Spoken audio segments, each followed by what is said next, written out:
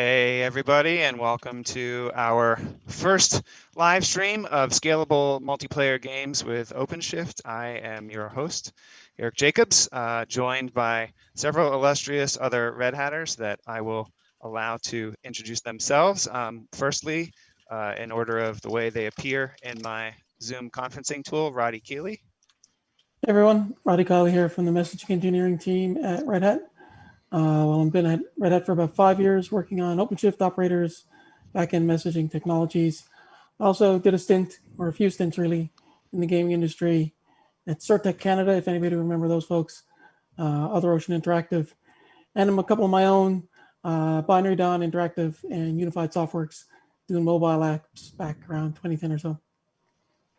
Oh man, you've done a lot more gaming stuff than I even knew. See, this is going to be today's interesting thing, is that I am the no talent clown of the group, and I'm really just going to drag the entire experience down.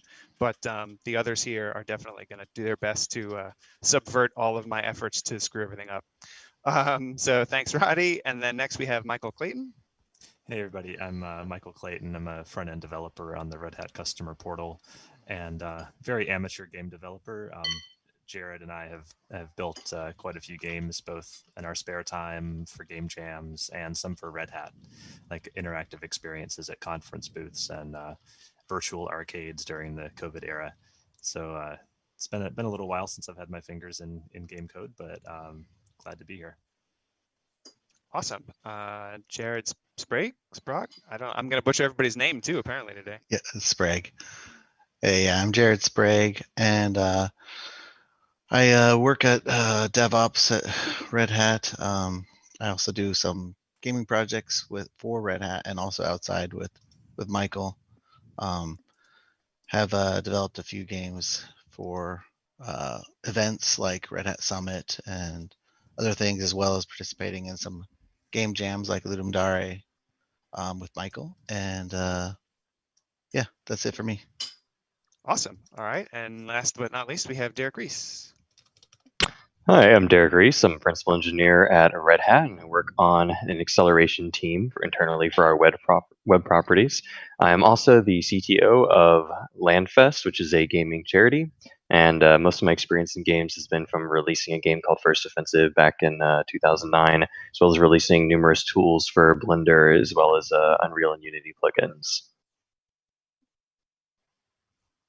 Oh, you're a Blender person too? Man, I'm learning all kinds of cool stuff today. So yeah, we had this idea not that long ago that we were going to do sort of multiplayer game stuff. We really wanted to explore how games would work on OpenShift, if they could work on OpenShift, and kind of go into some of the gory details there. And one of the things that we sort of figured out, and for the other folks on the line here, feel free to cut in at any point. Pure client games, certainly not very interesting with respect to OpenShift, because they don't run anywhere but on your own machine.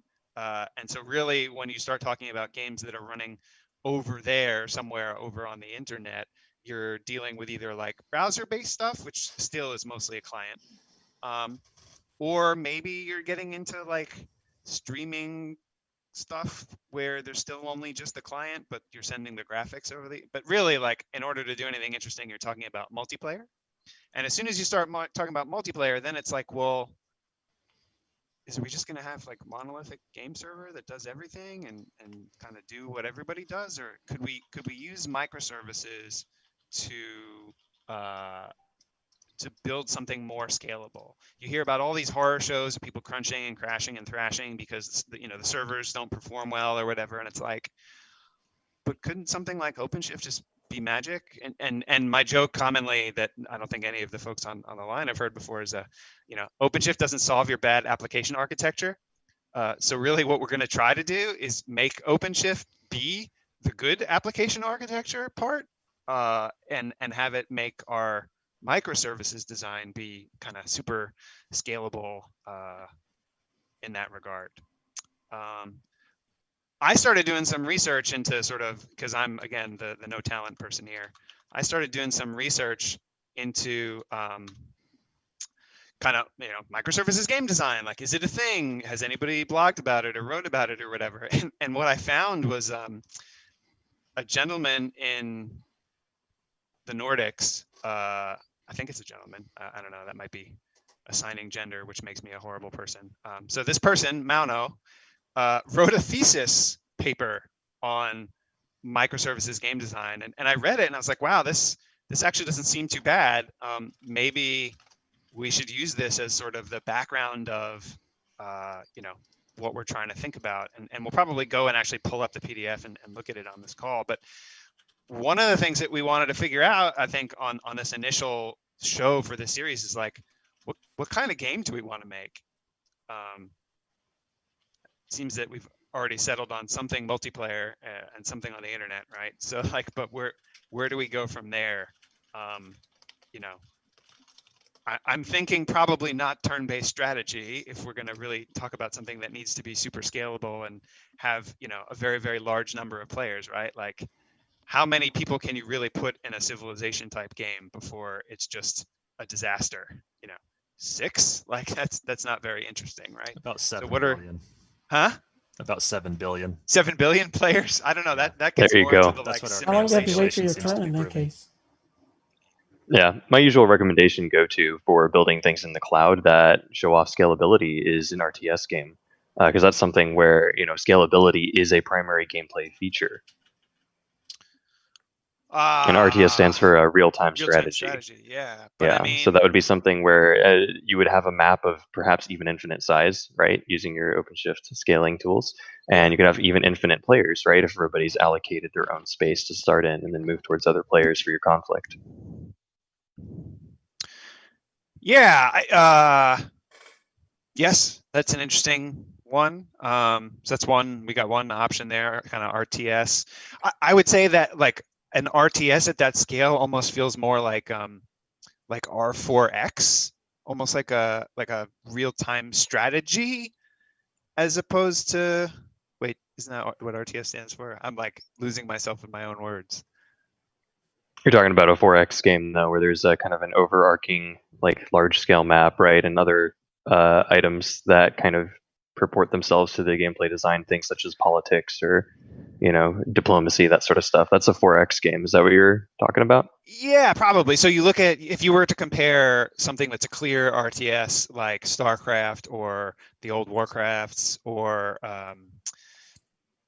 what was Total Annihilation was Command and another one that was Conquer, really good. yeah. yeah, Command and one of the Conquer, original Dune. ones. Dune was really the first RTS Dune that 2. one could argue.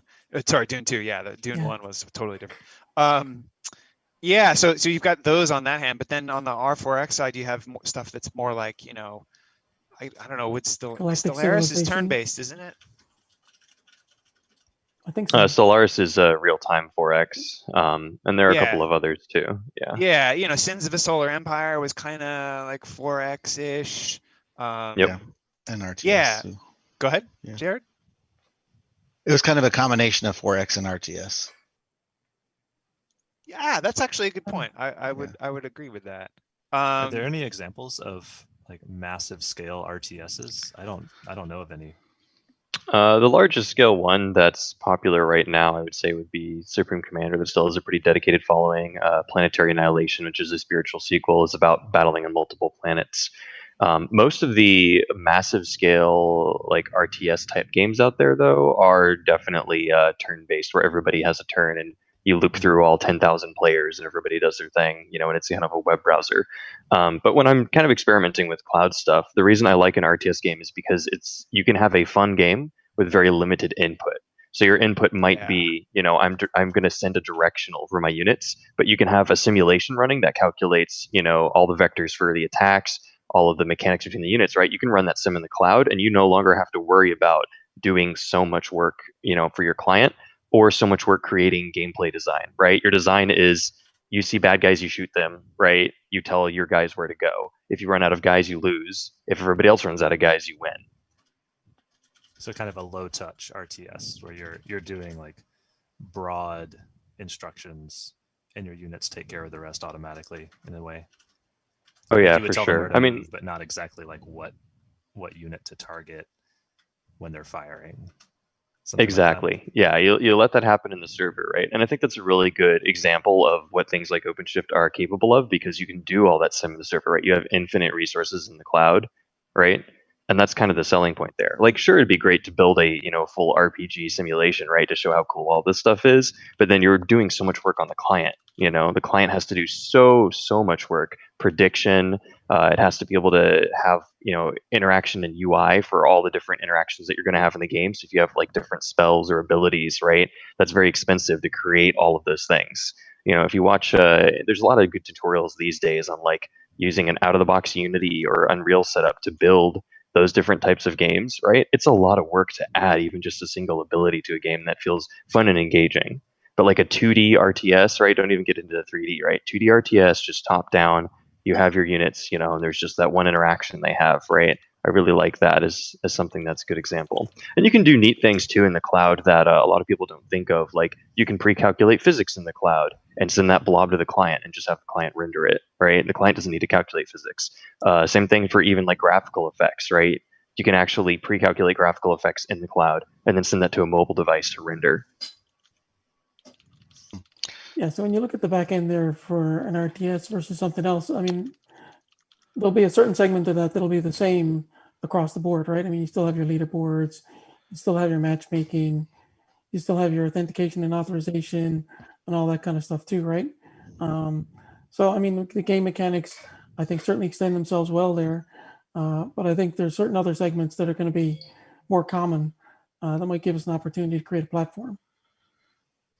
Yeah, Yeah. I mean, we had a lot of internal discussion amongst ourselves, this group on the Red Hat side, and we had also talked about some kind of like MMO type thing. Now, not necessarily as fancy as the current sort of World of Warcrafty, Age of Empires, like whatever, not Age of Empires, Path of Exile, and those kinds of like really complex fancy ones. I think there's potential for something simpler, but then that gets into, Derek, what you were saying about like the individual character is the unit, but that one unit has lots of abilities that then have to interact with other units and abilities, and so perhaps from a complexity perspective, something like an RTS is simpler, but I don't know, right? Another great option to talk about is a platformer, right? Where you can see all the other people playing the platformer at the same time, right? I mean, it runs you into the problem of you have to build a platformer, which is already pretty complicated, right? And that's the main problem you're trying to solve for in game development isn't, how do I scale this, right? That's a secondary concern. Or how do I build all this infrastructure? It's how do I find the fun? And everything else is secondary, right? It feeds into that. How do you find the fun? Yeah, but we're not trying to Yeah. design a fun game here. We're just trying to design a functional architecture. Oh, yeah, really. yeah, The yeah, game no, can be there's- totally For dumb and sure, stupid, but for sure. I know what Yeah. you're getting at. If it's though. dumb Well, I and think, stupid yeah, and okay. fun, Can though, I? right? Can I? Yeah, I've been thinking about this. So about Oh, don't think, just goal. talk, man. That's what Yeah. this Okay. is about. So the goal of this, I mean, the title of the series is Scalable Multiplayer Architecture Using OpenShift. So, Yeah. I don't, maybe we not get too hung up on the actual genre or the game mechanics or the game architecture itself, but there's some like multiplayer, like how can we use OpenShift to make a game scale infinitely? Well, I mean, almost infinitely as far as you have resources. But so let's what I would like to do is solve this question. How could we have a game running on OpenShift that has like millions of people playing at the same time? Not on the same server. Like I'm talking more of like small instances, like set game sessions with like between 2 to like 20 people. So like, But why not the same? Like, well, because so as soon as you say not the same server, there's an implication that there's some failing where we can't have lots of people. There is going to so, be a limit at some point. so just here's on the thing. True, Here- there is going to be a capability of limit. Sorry, go receiving ahead, But how Jared. do you handle that? So here's how I look at it. There's the old style of multiplayer game, like let's say a centralized single cluster where like hundreds of thousands of people, or maybe are connected, not maybe 100, tens of thousands of people are connected to it, right? On one, and everyone's running on the same server, right? I don't think that is a good use case to solve with OpenShift. I think a better use case is, because it's monolithic, right? I think a better use case is more like a lot of the current games that have small sessions of like 8 or 12 people, like Fortnite or Apex or Sea of Thieves or whatever. But there's millions and millions and millions of people playing them all at the same time. But it's just all like, it's scaled out, right? So that kind of use case, I think, would be something OpenShift would excel at, right? Being able to Well, spin up and a you bunch of say servers. Yeah. Fortnite, right? Chat says hybrid cloud royale. Okay, anything, yeah, Cloud Royale, yeah, exactly. So, Well, and it does, and again, the genre isn't like is super important, but it's more of like the type of multiplayer. So, a multiplayer where there's a ton of smaller servers with like 2 to 20 people or 2 to 40 or whatever, but versus like one server with like 10,000 people running on it, because that's harder Well, to do in the cloud. maybe. So let's think about, if we think through some of the design challenges of games at that scale, right? Like why is it so hard to do something like a Fortnite with more than 100 players in the same server instance? And somebody, I forget who it was, mentioned state, right? And distribution of Yeah. state, and keeping track of everything. Yes. And so I Yeah. think that there is a spectrum, if you will, of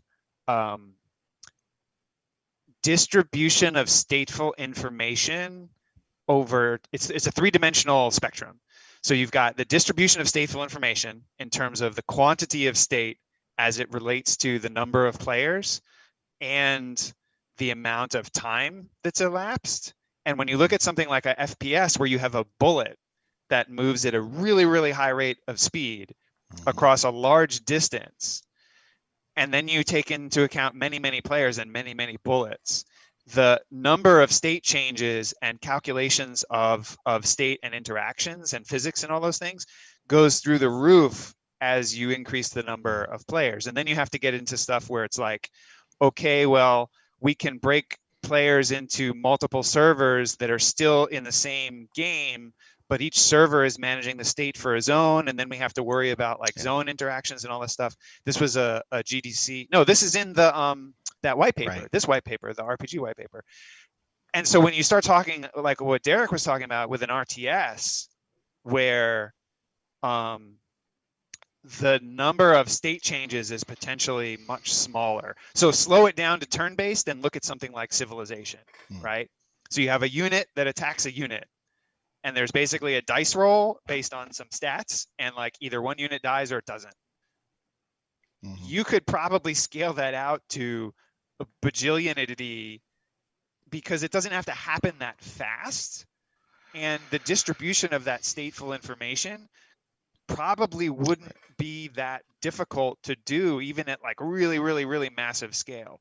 In an RTS setting, if you sort of make the game timer a little slower. Does that make any sense? I No, do want to totally. point out, like you Go ahead, said, Derek. that kind of like 3D graph, with the different variables in it. It's a sort of solved problem, actually, and this isn't something that's very commonly discussed in game design. But basically, the way I like to call this concept is gravity. State needs to be extremely accurate per player in a small region around the player, and that's very strong gravity. And as you move distance exponentially from the player, the state no longer has to be as accurate. That's what we call decreasing gravity. So if you're looking at, like, let's say we're playing a space game, right? And you're playing you're in a fighter, right? And you're along with all these other fighters, and you got these spaceships that are right here. Everything that's right in front of you, right? That needs to have 100% accurate state, which means the server needs to be really responsive. It needs to be tracking all that stuff really well. But if you're like looking and there's 100,000 kilometers, there's a battleship coming in, you actually don't care if that's a mile or 60 miles off, right? Because you won't be able to tell visually. Yeah. And so this works for a lot of different games, even like MMOs or FPSs, right? If you build out the scale enough, after a certain point, state no longer has to be consistent or accurate. And that means you can start ballparking stuff, right, and reduce server load, and you no longer have to maintain state for everyone in that area. It does break down in certain cases, like let's say you have over 1 million players and they're all evenly spaced, right? At that point, you're like, the sim can't handle it, right? And they're all But that's close. where you start looking at gameplay design that facilitates maintaining a Yeah. manageable state. You change the game design, the game system design, the rules, the way the game works to account for the performance capabilities of your infrastructure, so to speak. Exactly. Man, there's some Is that really the kind of interesting thing stuff that you really in want the to be chat. driving your game design, though? Like, Well, you don't want it to, but sometimes it sort of has to. Like you hit edges where you might have to make a decision. I think if you run into a position where like you have to massively change some game rule or subsystem within the game in order to account for performance problems, yeah, that's the point at which you revisit things. But if it's just like, well, maybe this MMO spell should have a smaller area of effect because if it could influence 1,000 players, in this 2-kilometer radius, like Mhm. that's going to be too painful. Yeah. Whereas, Yeah. we just make it influence like 200 feet and hey, look, we just solved the problem. Yeah. It's And I do want it's to an point out, unfortunate situation, like the incentive, because that is taking away any coolness that was present by having that many players in the game in the first place. Like, well, I wouldn't say know so. that there's players out there, but if your actions can't affect them unless I suppose you take some time to travel somewhere else, then it's almost like it's almost like you're not playing the same game, and you're not able to have, let's say, like in the space sim example, like you want players to have a warp ability where they can warp instantly, like halfway across the universe.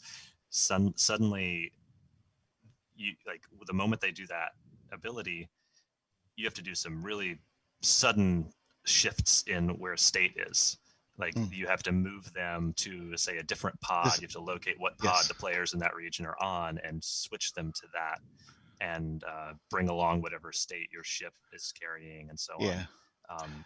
But I think that's I'm glad you brought that up, Michael, because that, in my opinion, that's a really good example of how OpenShift can shine. Because in a space game where you have let's say you have a whole galaxy. I've been playing a lot of Elite Dangerous lately. If anyone's played that game, it's an entire I like galaxy. That game. It's an amazing space game. Stuff. So this space RTS is piquing my interest here. Yeah. So when you do a jump between star systems, it's like that's kind of what I was talking about of like it's everyone's not all running on I think each system has its own kind of sub state and sub server that's going on. And you can distribute that across many different pods running in the cloud or something like that. So like you're saying, when you're jumping between systems, you're going to connect to a new node, in the infrastructure itself.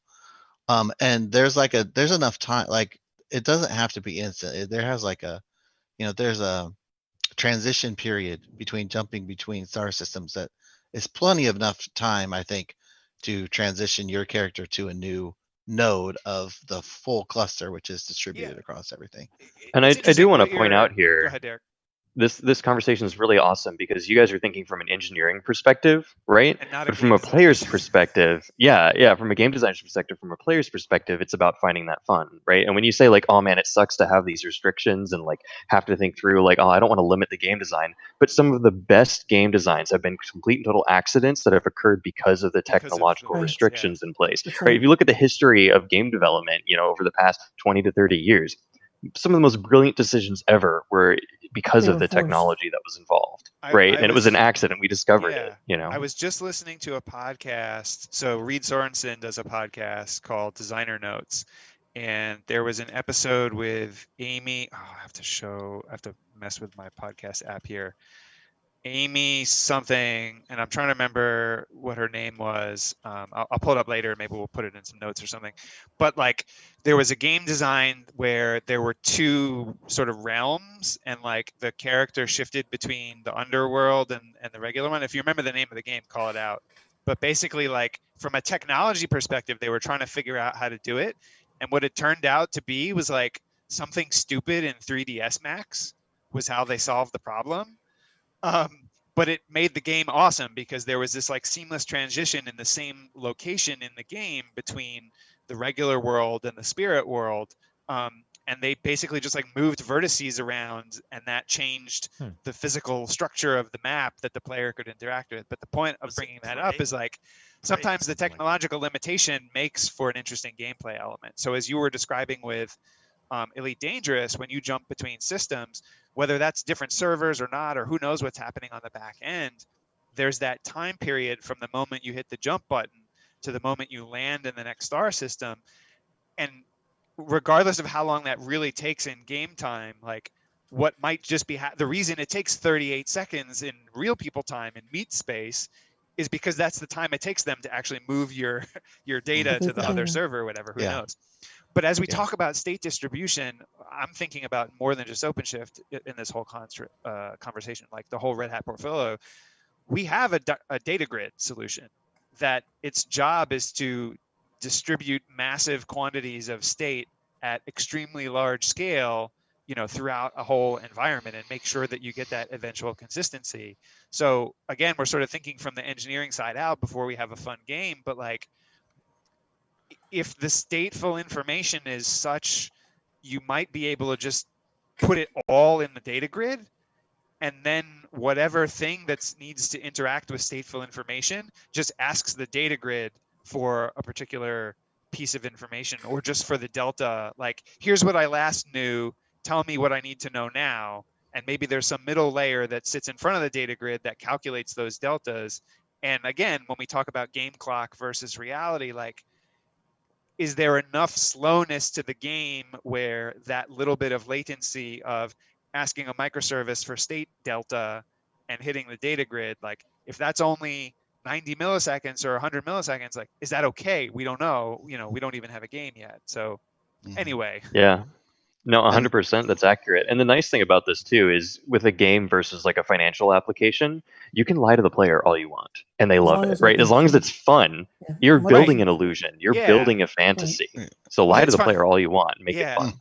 I've been Totally. I've been trying to dive into GDC slide decks and presentations and stuff. And there was one that was about modern warfare, and they were talking about exactly how they do lie to the player, which is like they actually look at things like which direction the player was going and how fast, and they use AI techniques to basically interpolate, like, well, where are they probably going to end up? We're going to just show that to the other players, even if it ends up being slightly wrong, because it'll be right enough for Be people to close still enough. have fun, like Exactly. things of that nature. So yeah, it's totally cool to make it up as long as the player's interpretation of that is okay. Whereas, yeah, like in a financial thing, like you don't want to make up somebody's bank balance. That usually results in Do not bad approximate that, problems. please. Close Yeah, enough is not good enough. right. In chat's actually, they brought up a bunch of examples of like really cool things that have happened just because of the technology restrictions. So shout out to chat for that awesome input. Oh yeah, no, and I mean, I kind of wanted to look at some of the ideas that somebody had in the chat. So Dwellertune says, there were some issues with like if the game ran long enough and the total unit count, you'd run out of memory. Tech Jedi was talking about, we probably shouldn't worry about like sharding players into groups or server size or whatever, because who knows what the eventual game's going to be. So yeah, there's totally a bunch of interesting Yeah, conversations. Tech Jedi just said he kind of articulate a little bit Dungeon like another instancing, example. Yeah, dungeon instancing. That's kind of like what I was talking about, which is not having every one connected to the exact same server all the time and managing state that way, but having a whole bunch of smaller instances with less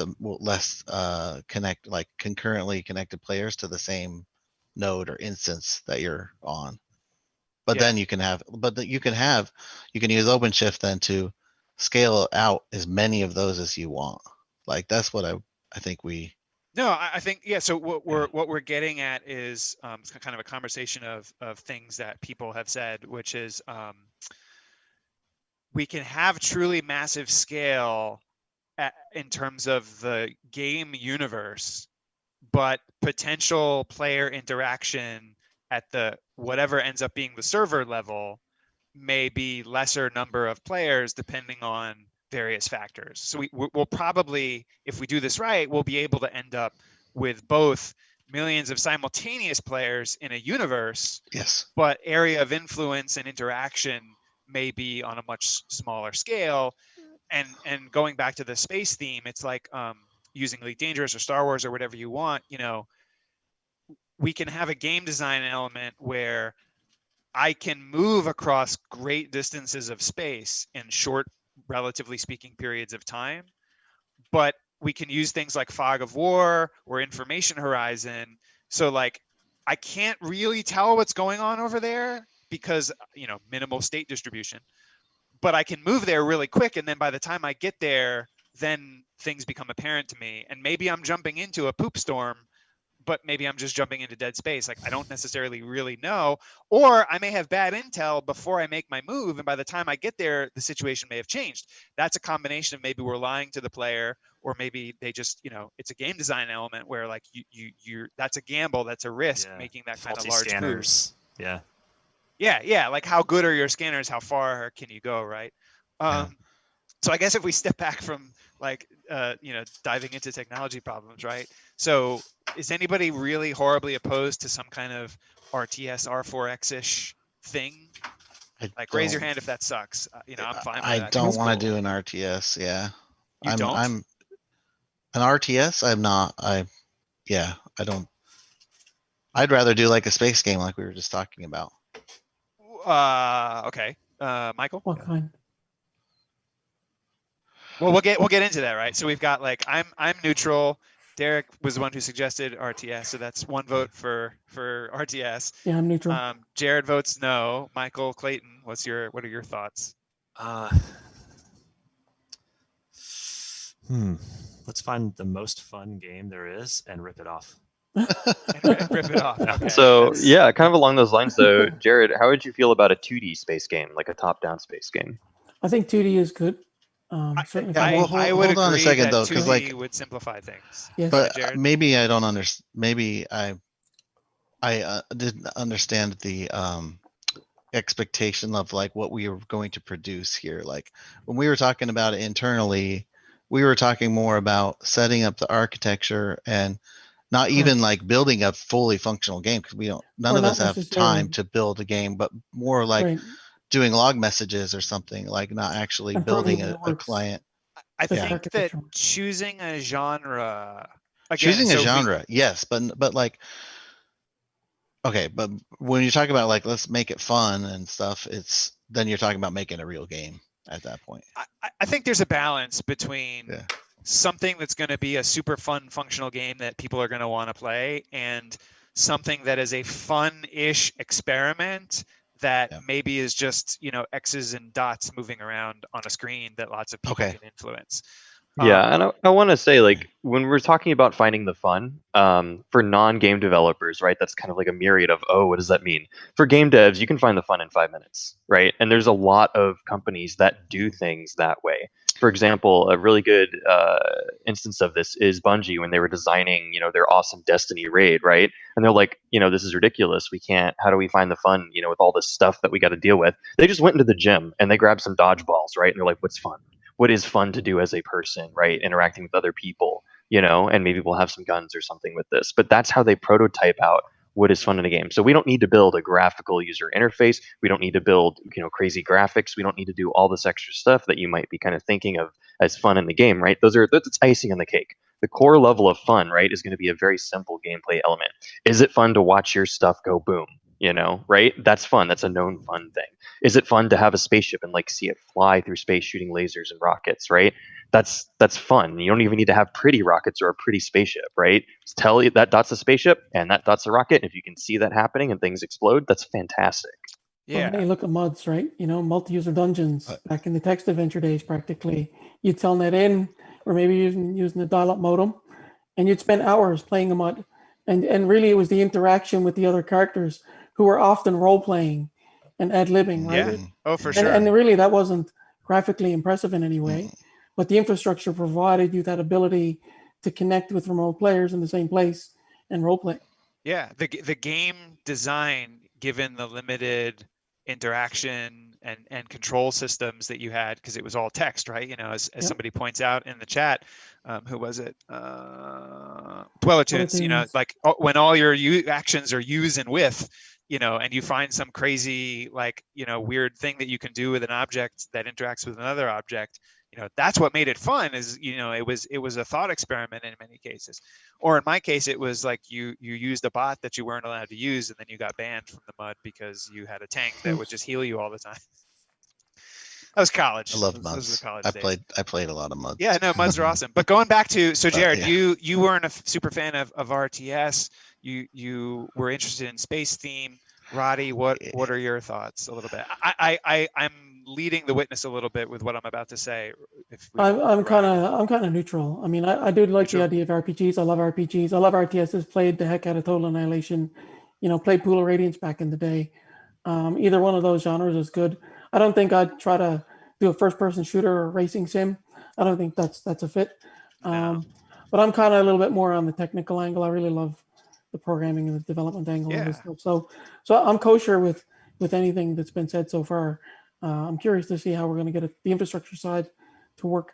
Get some coding. Well, and so the reason I say that picking the genre is important, because if, again, using that sort of thesis paper as the example, like he chose an RPG, and RPGs have specific thematic elements that necessitate certain architecture components, where something like an RTS may not have those. And when I was thinking about, like, we had originally talked a little bit about MMO, and I'm thinking like, oh, how would you actually have like a microservice that handles, I don't know, player leveling? Like, would that be its own microservice or something like that? Who knows, right? So we can't even get to some of those architectural decisions until we have sort of a generic genre, because then that leads to a generic high level game design, which then leads finally to like maybe starting to think about this is probably a bad time to mention that Total Annihilation and Supreme Commander have leveling for their units.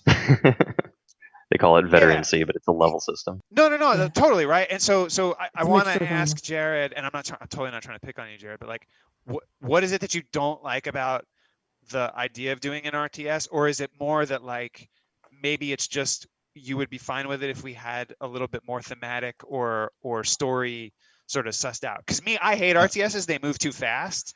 But if there was like a really slow RTS that was space themed, that was almost more R4X, like, I could be down with that.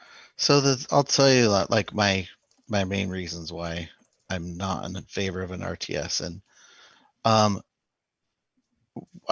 so first thing is that a lot of RTSs, like a lot of the RTS most experience is a 1v1 kind of thing. Like, and you don't even need to have like like it can just be like you peer to peer with someone else, right? So that part is really like, it doesn't really need to be scaled out. It works just fine, like without any kind of infrastructure improvement at all. Like, the other thing is that if we want to like showcase our like how Red Hat can help big companies with major scalability issues that they have, I can't think of any like studios fighting with this right now in the RTS space.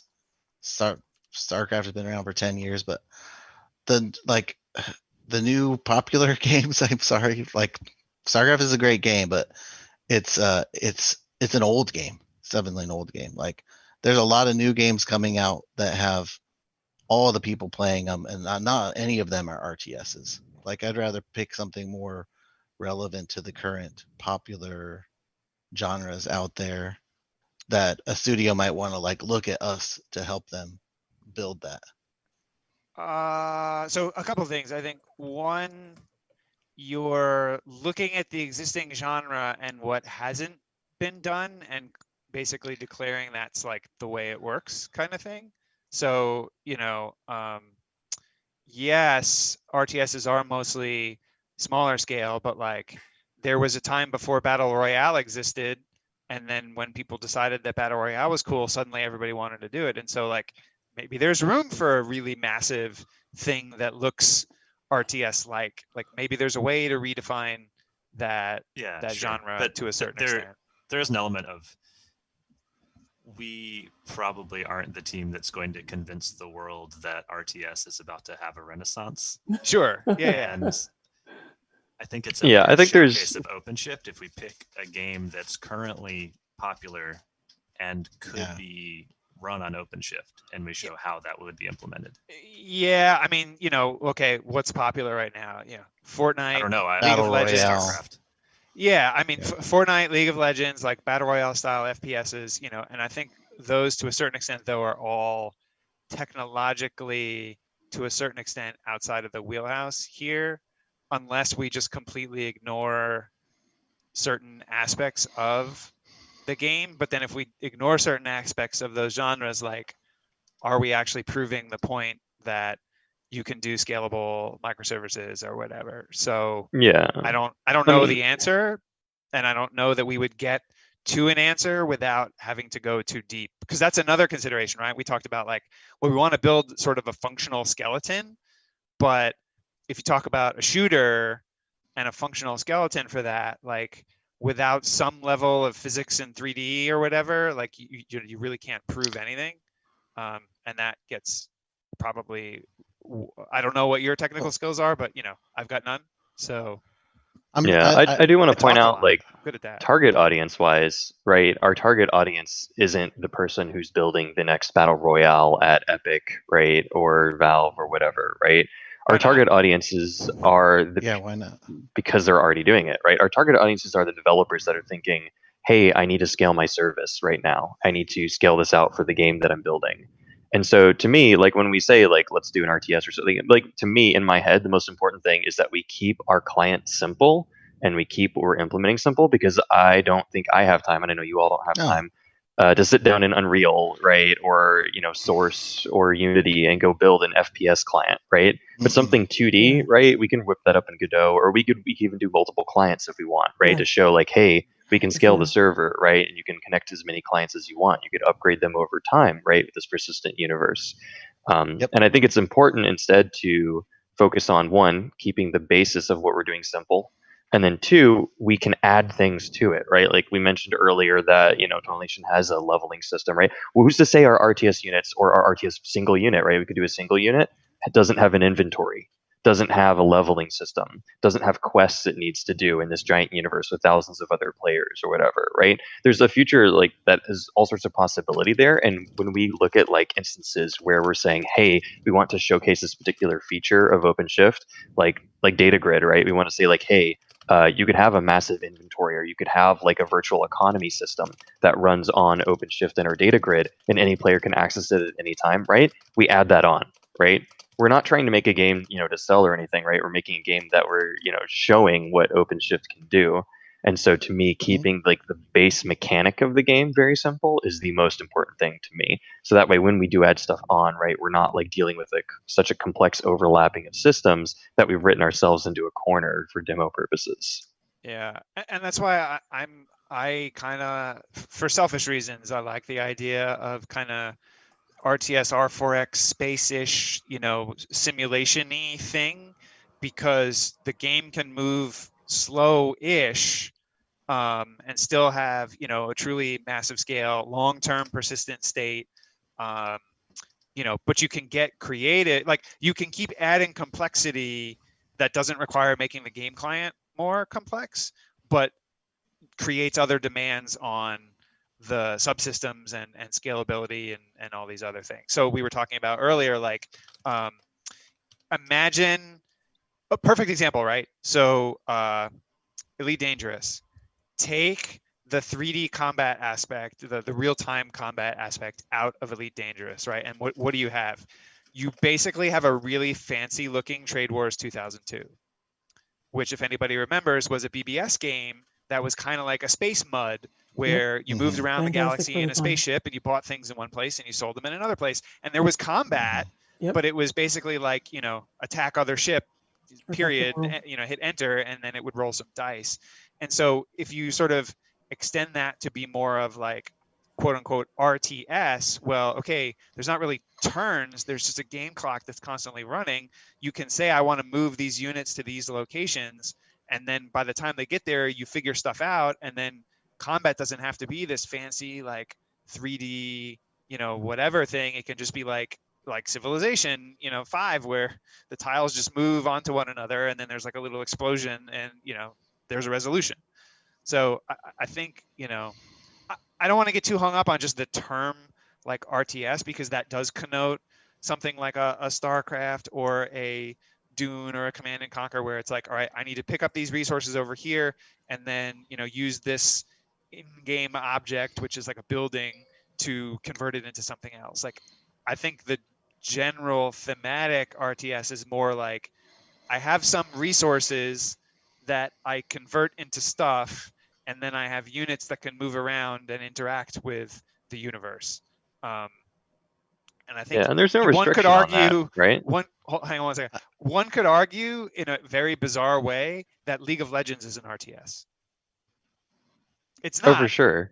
but one could argue that it has Mhm. RTS-like elements, right? Well, But then League of again, Legends like, started it inside an RTS, right? It started inside Warcraft 3. So well, it has those Dota, roots. yeah, but yeah. Yeah. I mean, there's nothing to say that, we need to have resource harvesting, right? I mean, resource management, sure, that's an important part of an RTS, right? But it's an important part of an RPG. It's an important part of many different games, right? Yeah. What do you guys think about this idea? What about we start with no genre? We start with Yeah, a that's- game, a 2D world. Yes. Each player has a point. That's it. Let's start That's with that. yeah. That's what You I was can thinking too. Send inputs, maybe arrow keys or something to move So, around. We synchronize that, then we build on top of that and see where it goes. And even further than that, like Michael, I like that so much better. Like, going back to the original thing is like, how can you have like millions of people playing your game at concurrently, right? And then the genre like doesn't really. I mean, it's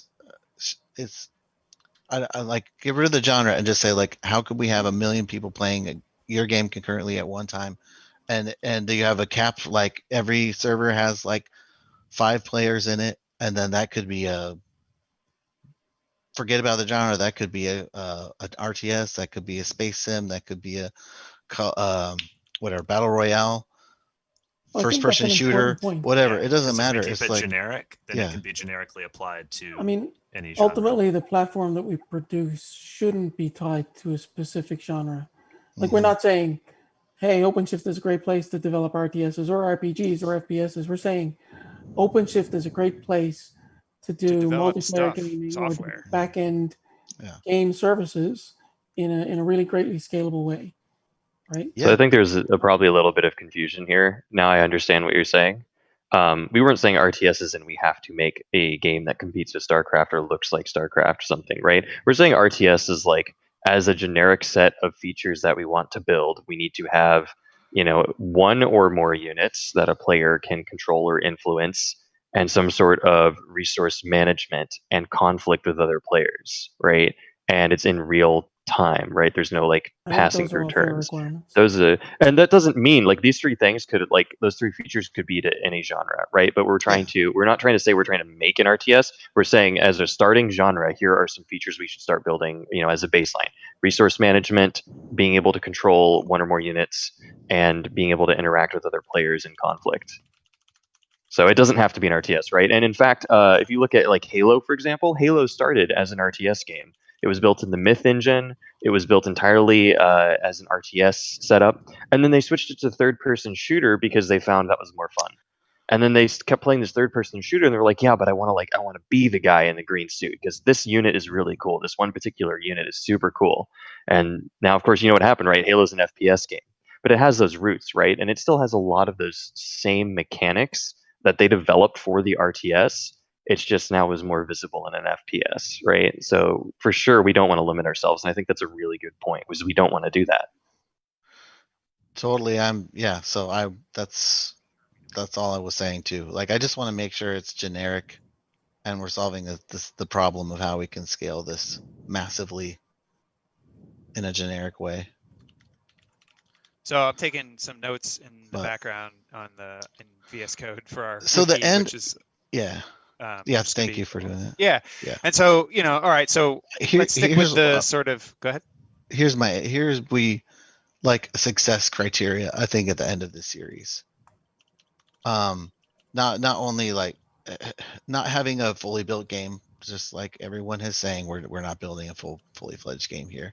But if we take a load balancer script or a load testing script and like set it up in the cloud and have 1 million clients join this game or connect to game, say play, and have those clients end up in an instance or a node or something with like 5 other clients,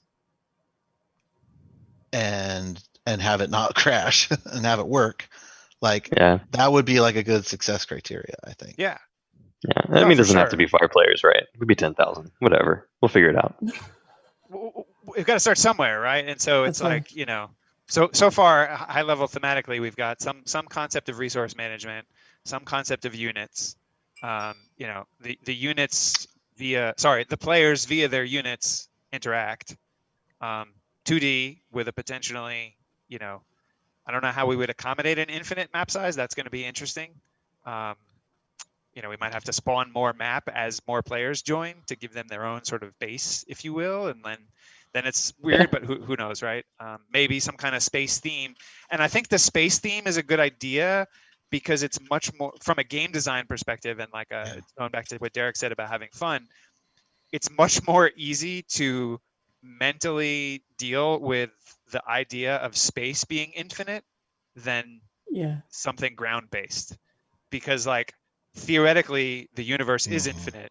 We just assume that we can see the edge of the universe and we call it the known universe, but who's to say there's not anything past that? Yeah, totally. Yeah, I like a space theme too.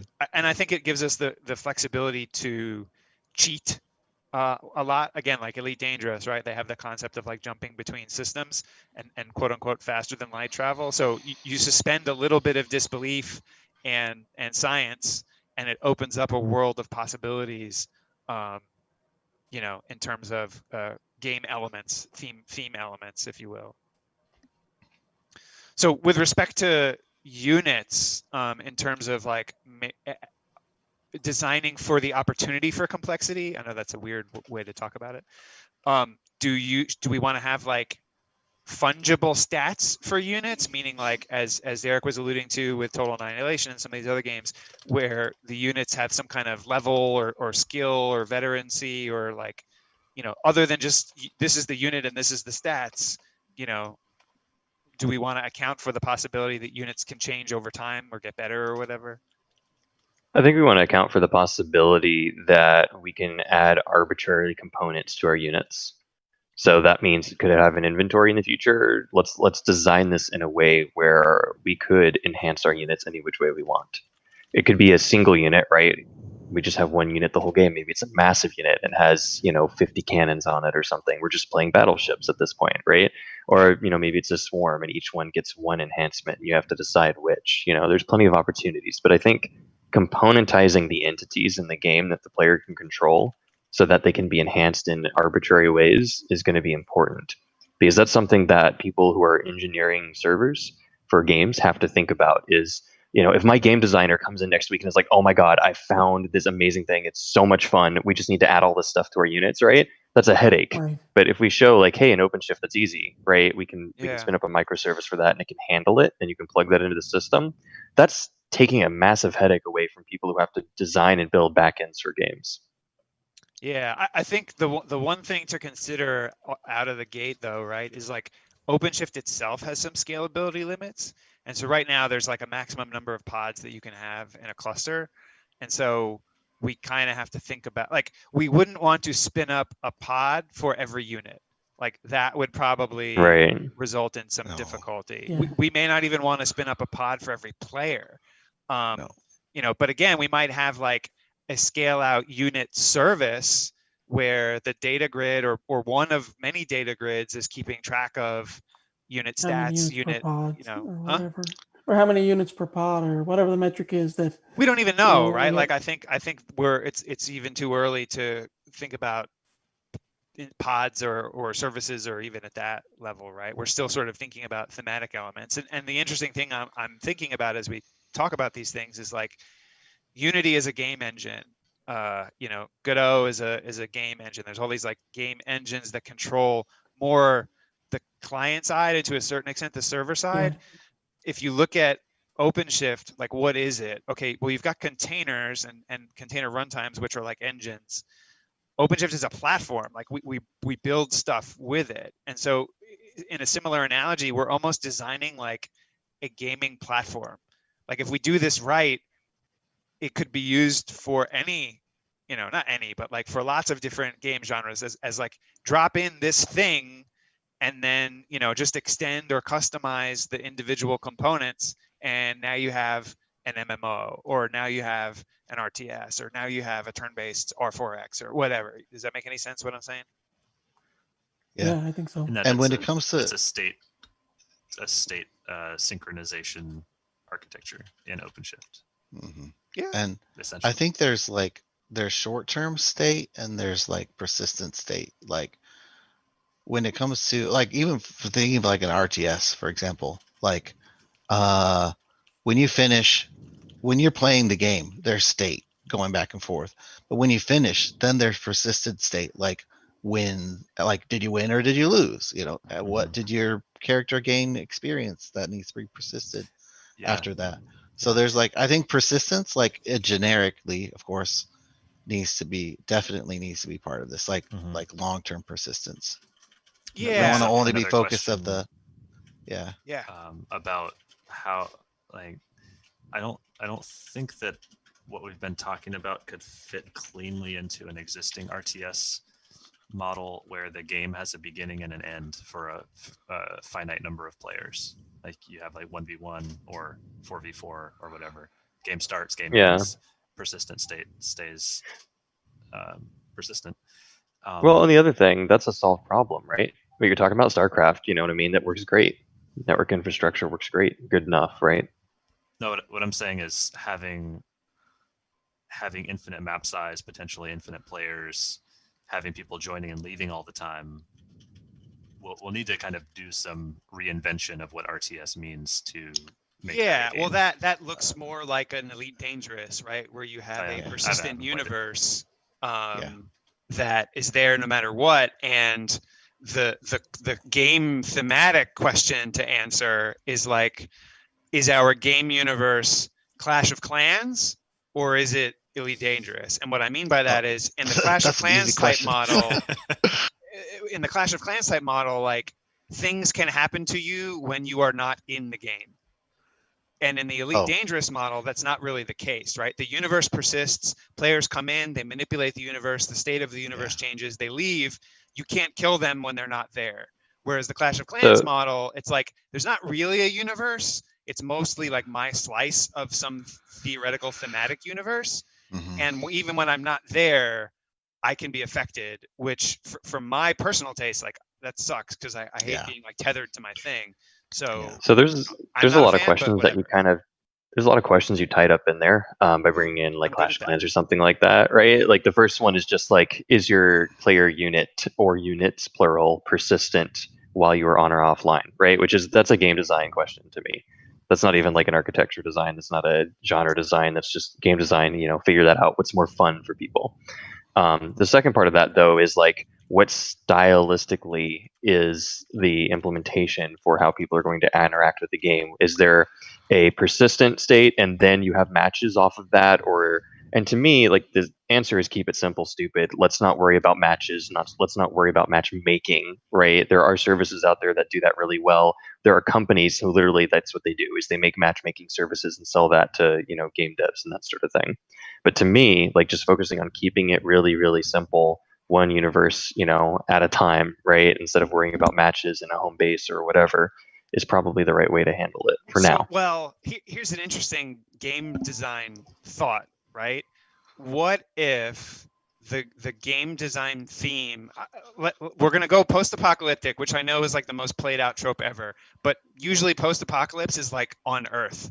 But what if it's like post-universal apocalypse, where like something crazy happens to space-time, right? Mm. And so a player connecting to the game is effectively like a fragment of the universe has re-entered space-time, and so now they're able to interact with, you know, whatever other people are connected to the system at that time, because everybody's just like in all these weird fragmented space-time continuums that keep coming together and then breaking apart. So like a player leaving the game is really just their space-time like disappearing, if you will. Goes out of alignment. Maybe that helps thematically, like with dealing with, you know, are units persistent when players aren't present? I don't know, but like that's post-apocalyptic universes 2020 says just be ready. Yeah, Yeah, the main there thing you I was go. thinking, I like keeping it simple, which is any multiplayer game that most of multiplayer games that are fun have some sort of long-term persistence in them. So our demo can have some sort of simple persistence, whether it's like a win-loss ratio or something like that. Just something simple. Doesn't have to be too complicated.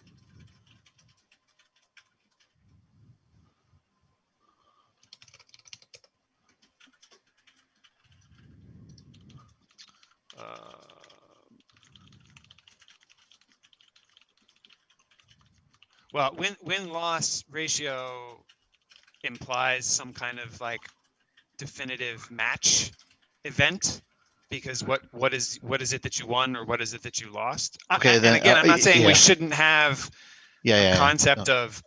of events, right? So I'm gonna you know, some kind of event. And what I mean by events is like, and those are interactions between two or more players, right? So an event that occurs is when two or more players, and perhaps the two or more players interacting is proxied via their units, right? So that's really maybe just units interacting. That's an event of sorts, and so maybe the persistence is, you know, the resolution of those events is what we're concerned about. Like, how did that interaction between players impact the universe, and how do we keep track of that? Is that kind of what you're getting at?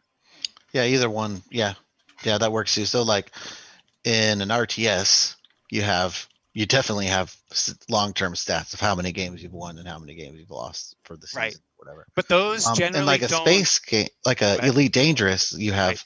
long-term stats like how many ships have you blown up. Right. But so there's a key Yeah. difference in those two game designs, Yeah. where the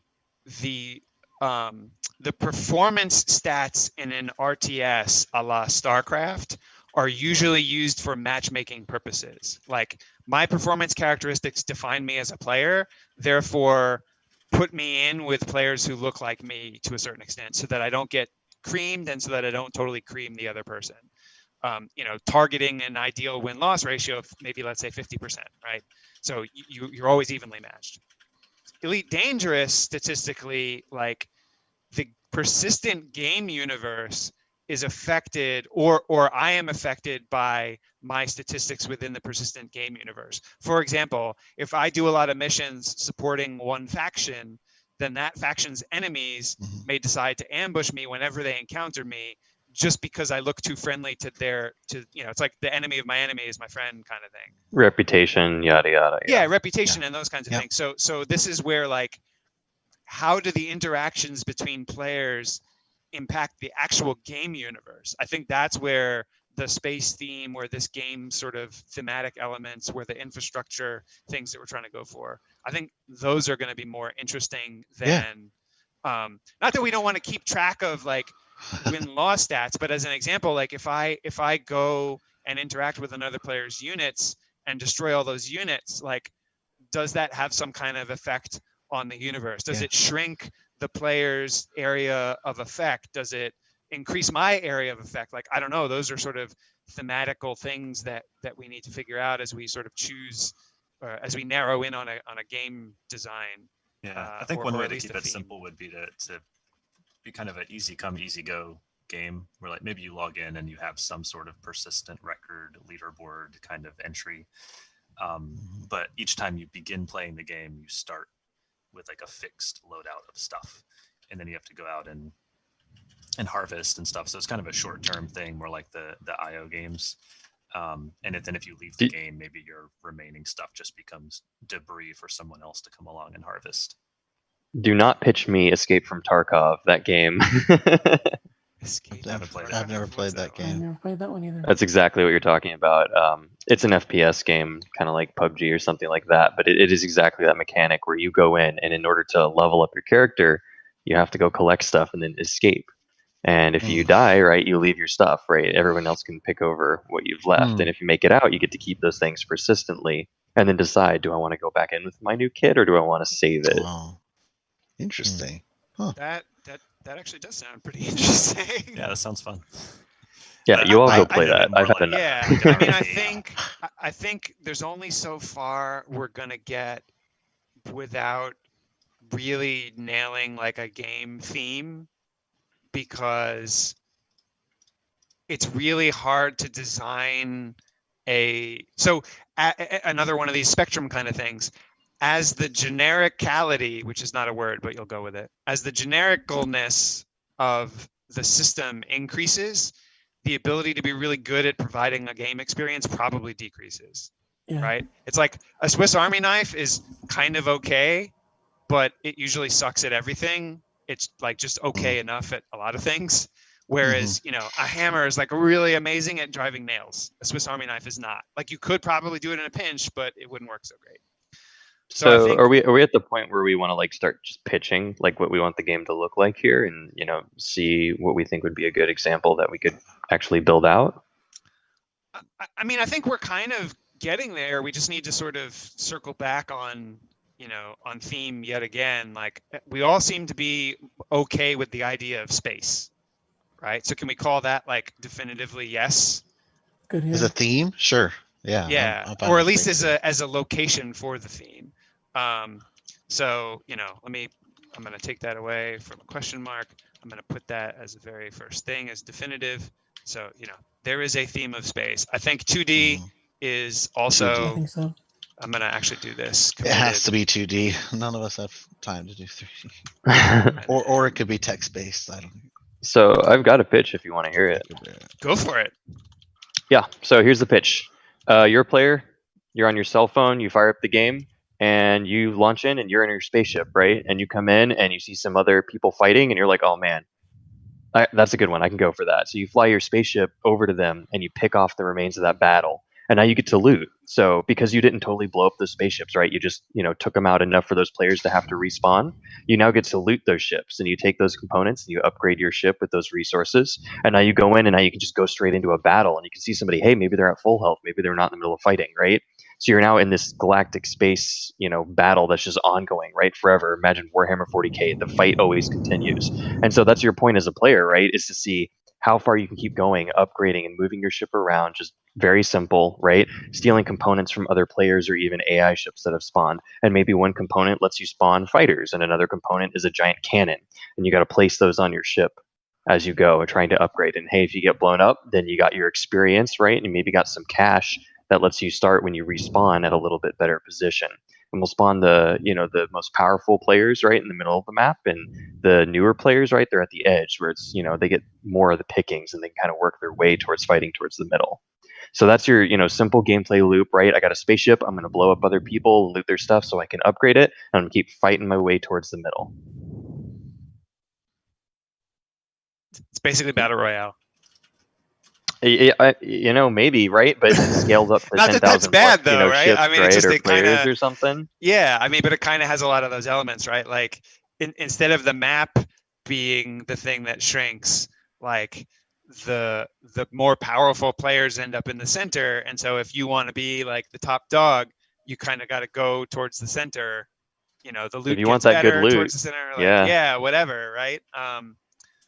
Yeah, I mean, I think it's interesting. I think it has some of the things, like the unit is basically n=1 and it's my ship and it has all these different stats or attachments or whatever. So that Right. If you have an takes some of- attachment that spawns fighters, right, that's Right. your additional units. You If get you have that bots. attachment. Yeah, it's just a question of like from a player interaction perspective, like how do the fighters get used? I would think from a simplicity perspective, they would just be a stat that contributes to the battle. Yeah, for sure. So if we're aiming for the center, doesn't that automatically imply that the bounds are known because we have a finite size of where we start? Well, Whereas it would the be first it would be expanding- related to the player count, right? If there's 10,000 players, you're way out. You know, if you're a new player, you're way out there, right?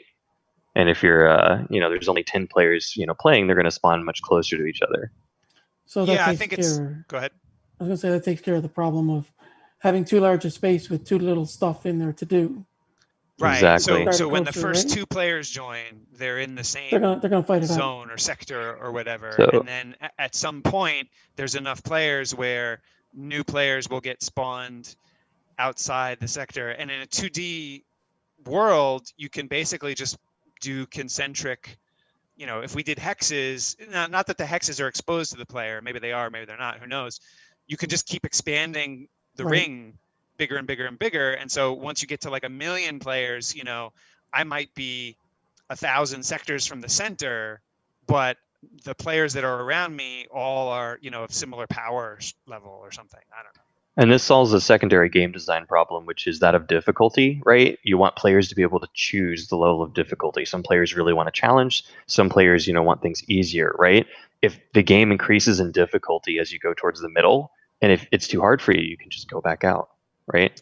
Well, and so Until you that feel gets us back to the jumping, like hyperspacey kind of trope where, if I want to jump to a really hard level. So have any of you played Spaz, Space Pirates and Zombies? Nope. So it's like a shooter, basically top down. Remember what space combat was like in the old Star Control games, in Star Control 2, and then even the new Star Control, where it's like you and another ship and you just Yep. kind of fly around with the keyboard and try and shoot at each other. Or like, I don't know, Joust from 1,000,000 years ago. So, but one of the things in Spaz was like, you would be, if you wanted to go to a new area, it would tell you what it thought your chances were of surviving going there, kind of thing. And so maybe that's like the tropey, like long range scanner, hyperspacey element. It's like, oh, like you could jump to ring 7, but like you might get your butt handed to you. Yeah, I like this idea, but one thing I think that in order to make it scale, we would have to have some sort of like hyperspace jump between sectors, like you were talking about, Eric. Does it have to? I feel like you're trying to pre-solve an engineering problem before the gameplay is implemented. No, I'm thinking of a game design element, right? So like let's assume we end up with 1 million players, right? And we go with the concentric rings idea because we're in 2D space. Well, if there's 1 million players equally distributed, like how many jumps or moves does it put me from the game center? And so if I join really late and it means I have to fight like for weeks or months or like a year to get to the center of the universe, like that's a poopy experience for the player. Like, so some concept of being able to move further than one sector or whatever at a time, I think is important from a game design perspective, because I shouldn't have to like legitimately fight my way through linear space to get to the center to be the top person or whatever. Does that make any And sense? also, so many games have that kind of ability already. If we're trying to do this as a demonstration, then it would be good to have some capability of moving from one space to another quickly. Well, I mean, we have to move somehow in order to fit Derek's theme of like, moving towards the center, so to speak. I think the question is just more like, as the scale of the universe increases with the number of players, how do we keep the game fun? And I think that forcing a new player to have to, basically take a extremely long time because they joined the game late, like that doesn't sound like fun. Well, one way you could solve that is you could say the game lasts 6 hours and then a new game starts. But then it's Or, like you know, you're whatever, Persistence still, any are amount needed of for time. persistence, so right? yeah, I 20 mean minutes. that gets rid of persistence and super large universe and Why? many other things. Well, I mean, it doesn't have to, but like Right. so okay, assume we have a 6-hour game time. The world What persists, happens but at the the end of the players 6 don't. hours? They come in and they make their mark and they leave, and then another group of players comes and they make their mark on the world and they leave. Yeah. And the world I mean, persists. the persistence of the universe doesn't necessarily have to be in the physical universe space itself, right? It can be in the inventory, it can be in the players' like starting cash values, that sort of thing. I think some of the most popular games out there, right, have a gameplay time of 20 to 40 minutes. Yeah, that's So exactly what I was if you saying at can the beginning of if you can this. design the game where it's feasible to get to the middle in 20 to 40 minutes, you know, maybe the upgrades are that quick, right? Maybe the gameplay itself is like a little bit slower, but like as soon as you blow up another player, right, that's a pretty big leap for you. So you can just start pushing closer to the center. You know, if we design the game where it's like, hey, you can make it from the edge to the center in about 40 minutes or so, right? And then declare yourself the winner as you capture the middle or something like that and hold it for enough time. And then the universe collapses, right? You get to keep all the loot you've earned. You get to turn that all into, you know, cash and upgrades or whatever, and then start again, right? If you want to play another session, you know, another 40 minutes to battle your way into the middle. But hey, maybe this time somebody else blows you up, right? And you're on to the next game. So there's definitely some opportunities to kind of finesse which way we want the game design itself to go to make the experience fun for players. Yeah, I mean that makes the so that you're basically describing persistent loot and persistent skill, not really a persistent universe. I think Yeah. from a massive scale, like again going back to Elite Dangerous and games of that ilk, like you may only play for 20 to 40 minutes or 4 hours or whatever, but the things that you do in that universe are permanent, so to speak. You know, if you help a faction move from being minority to majority in a particular system, you know, because of your and other players' actions, like that has a meaningful longer term impact on that particular system. And then the next player that comes through, who yesterday maybe was aligned with the leading faction, all of a sudden today finds themselves not aligned with the leading faction, and now they're screwed. Because now their trade route became more dangerous or whatever. So not that I'm trying to I like that redesign. better. I actually like that better, but I want to point out that means we need to dismiss the notion that somebody has to win. Because in a persistent universe, winning isn't like that's not a thing, right? Winning That's a is sandbox. completing your tasks, right? It's well, it doesn't have to be a sandbox either, right? But think of World of Warcraft. How do you win World of Warcraft? You don't, right? The whole point is that you get to go on new and interesting, varied experiences with your friends. Mhm. So for Yeah, this particular game, right, if we're going to have a persistent universe, in my opinion, that means there's no winner, right? The winner is, hey, I got my ship to the next level today, and I got I got this new cannon I've been after for a week. You know, I've been trying to save up and I'm trying to find somebody with this particular upgrade, and finally I did it. I found somebody that's powerful enough that I could take down, and I got the cannon. And I can strap that on, and that bad boy lets me, you know, fight my way closer to the harder battles. Yep. It's the difference between a persistent universe like Elite or Eve or WoW, where there's no real winning condition, or like a match based where it's like a 20-minute match and there's you either are victorious or defeated. So either of those, one or the Yeah, other. well, so here's one of the things. If we're trying to stress OpenShift and the Red Hat Mhm. portfolio, I think we need a persistent universe, because Okay, that's Yeah, I think where so too. there's lots of data. it's fine Not with that I me. That's where it dislike, kinda like gets I Agreed. like Derek's idea for the game for sure. Like that sounds like a fun game, but it doesn't sound like it's real. Even at very massive scale, it doesn't sound like it's going to be super stressful to the system, because basically every n period of time you're like throwing most of it. It sounds mean when I say it that way, but Well, like when I pitched, you know, the could it end after 40 or 6, you know, hours or whatever, that was in response to saying it needed to have a win condition. That's what I'm got it. saying. We need to throw out that win condition if we have a persistent universe and we don't have Yes. match timers or whatever. Right. I'm fine with not having a match timer or reset or anything like that, because I think that when in the case where you have like really powerful players at the center, if we go back to a conversation from earlier with matchmaking and something like StarCraft, like at some point, in theory, if the balance of the game is right, you will have two players that are evenly matched at the center, and there will be either some element of randomness or some element of skill where they both cannot, there can't be a stalemate, like somebody's going to win. And if you balance the game correctly, that person who lost shouldn't basically be able to come right back to the center the next time out. Like maybe they get to start a little bit closer to the center in theory, but like, you know, it wouldn't be fun if you didn't have to struggle a little bit, right? And so it's like, oh man, like I got beat. You know, the player has to feel like they legitimately got beat. Like if it feels like it was totally a die roll, then they might be really upset. But you know, I got outmatched this altercation. Like crap, I'm gonna have to claw my way back if I want to get back to the center. You know, that loss can't be too devastating because then the player is discouraged and they don't want to try again.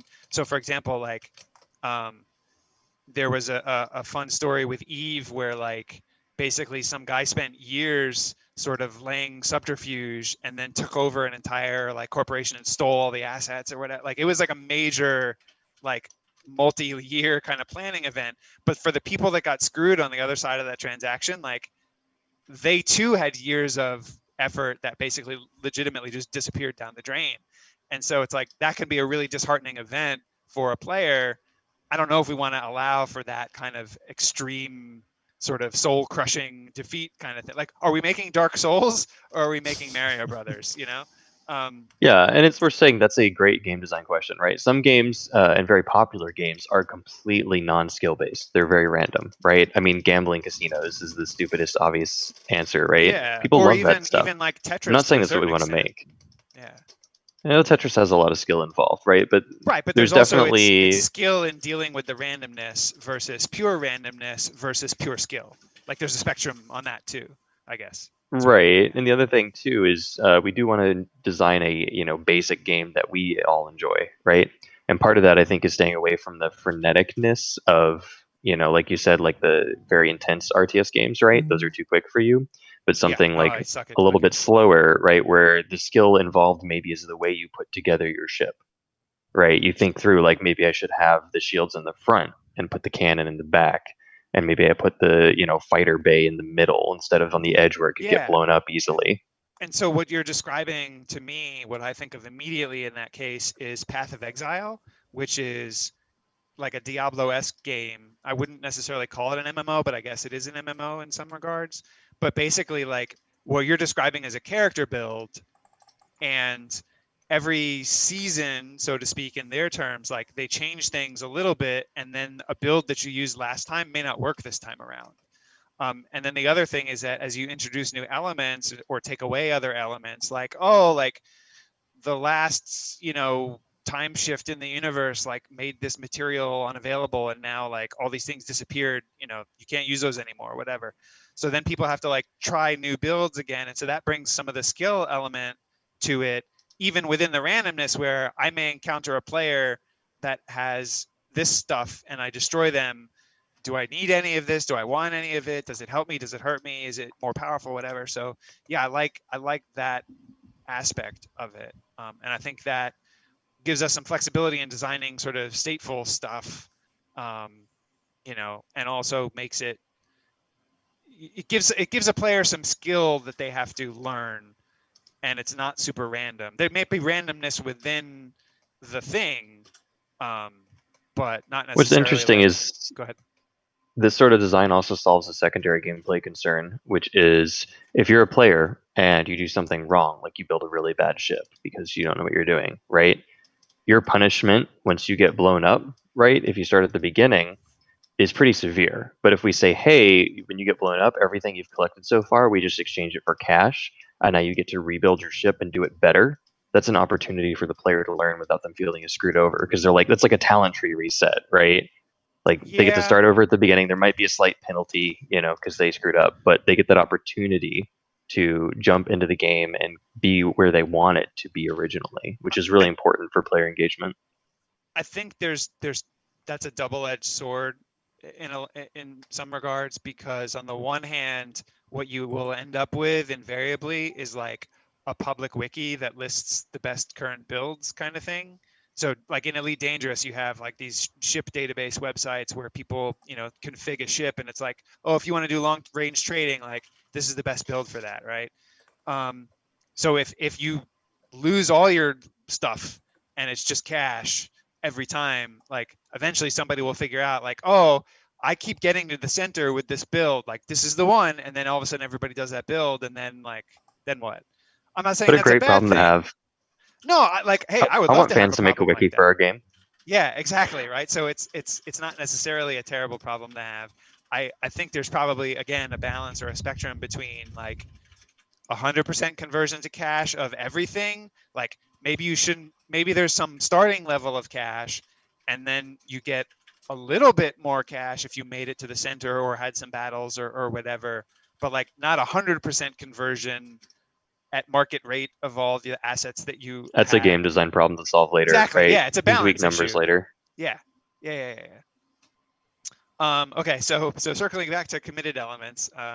So space theme, 2D, infinite map, infinite players. So is everybody okay with this kind of like Highlander-esque circle of death space match thing? I kind of like it. I think Yeah. it's cool. It's easy to jump into and play right away. Like you can pick it up and play without any in-depth amount of time, which is good.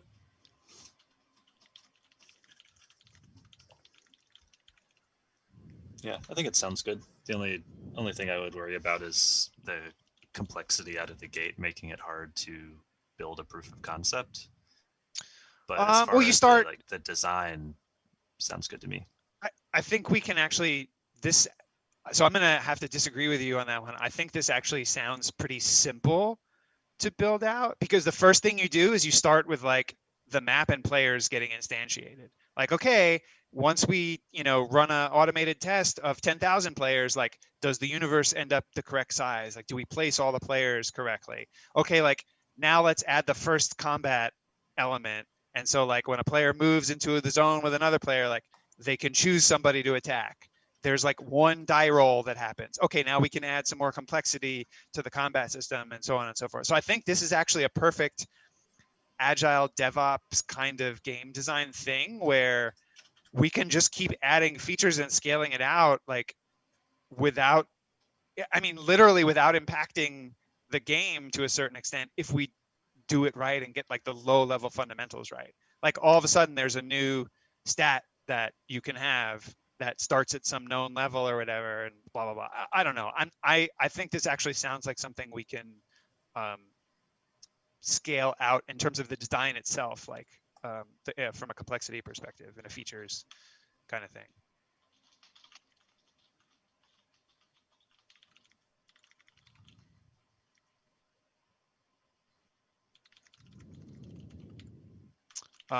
So we got a circle of death, fight to the center. The map scales out with the number of players. There's some concept of cache. The player has a ship that they can modify.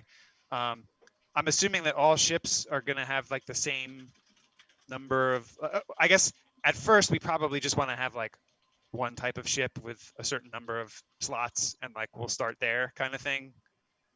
Yeah.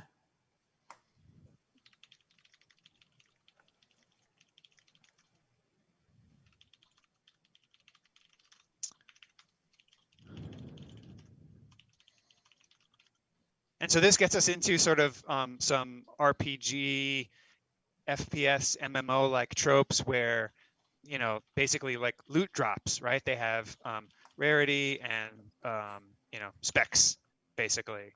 So, you may encounter something randomly in the universe that's like a pretty cool, debris from some other conflict, just happens to waft into your sector. Like, oh, cool, that's a gold, super rare, dilithium crystal or Radium whatever, laser. like, something silly. But that in and of itself gives us a system of, state that needs to be, managed and distributed and so on and so forth. Do we want to have, I'm assuming, just to be tropey and current, like we need to have some kind of chat system. Yeah, I think that's a and then, given. leaderboards.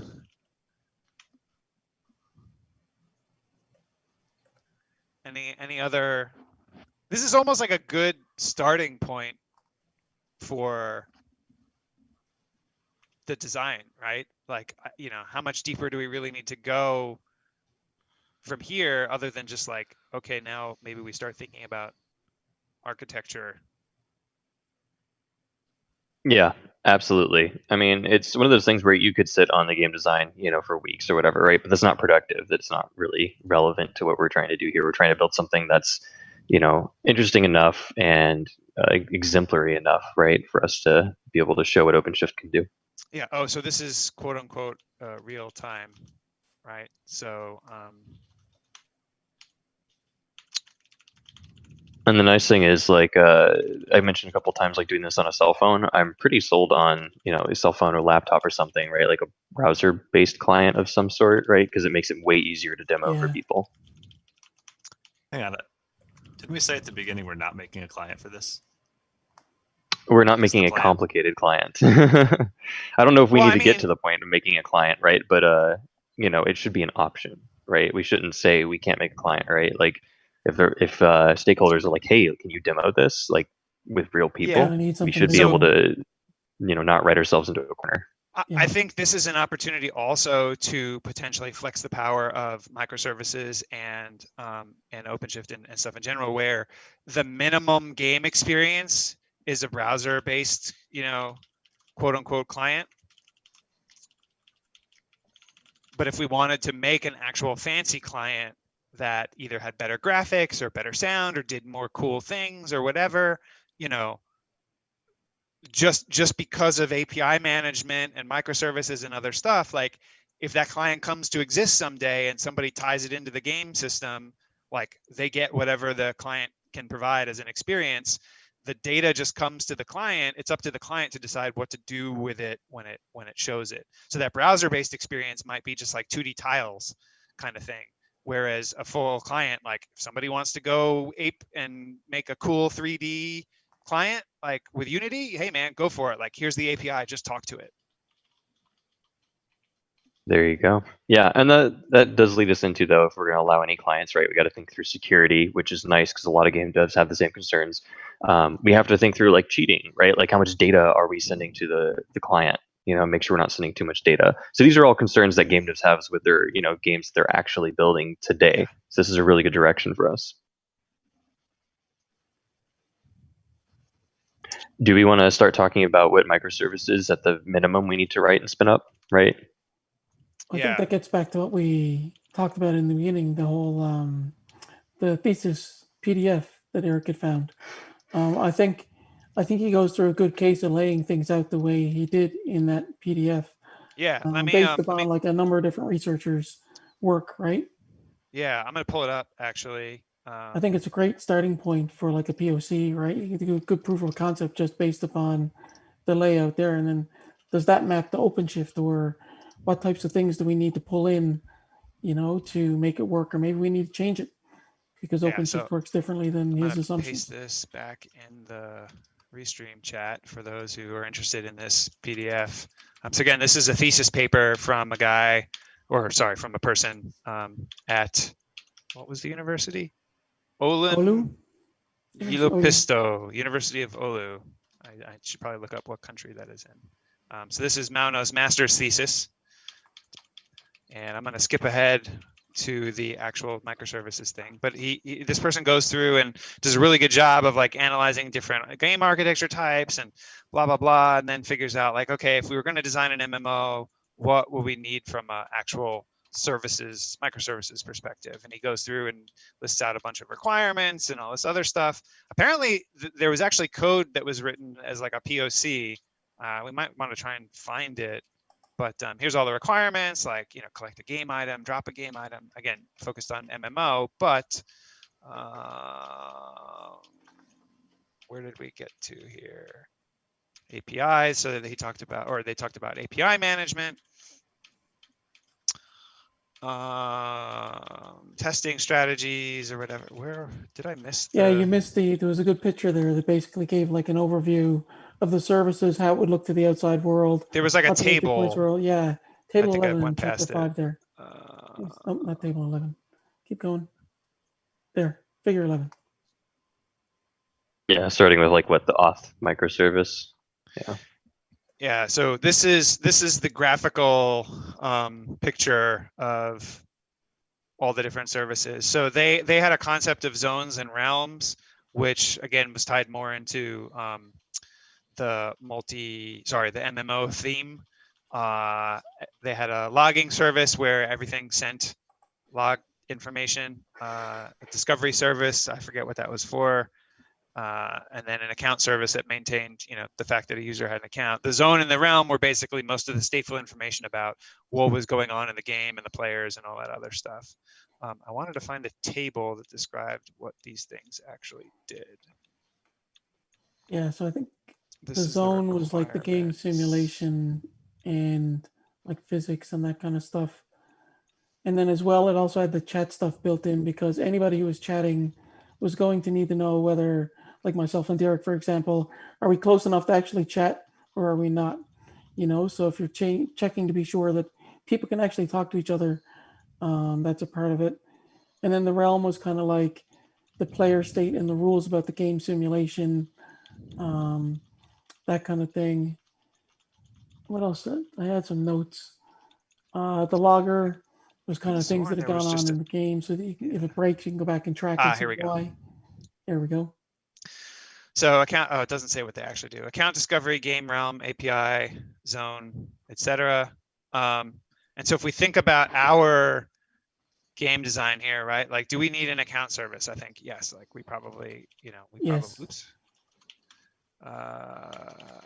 Real players need to be connected to their characters.